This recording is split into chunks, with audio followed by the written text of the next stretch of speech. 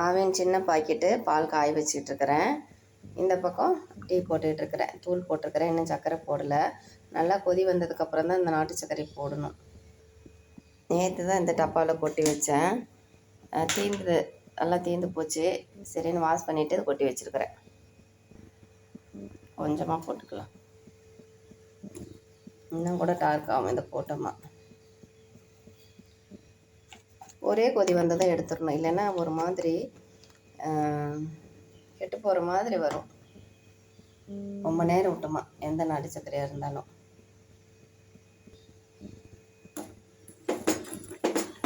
கொஞ்சம் கரைச்சி விட்டோமா டக்குன்னு எடுத்து வச்சுக்கலாம்.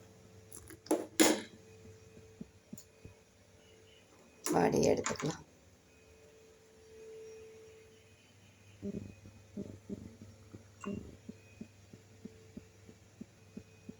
ஆற்றிக்கலாம். அடித்தாச்சு ஆற்றிக்கலாம். சின்ன வயசுலலாம் தலை வலிக்கிற மாதிரி இருந்ததுன்னா டீயும் பண்ண சாப்பிட்டா சரியாக போயிடும்.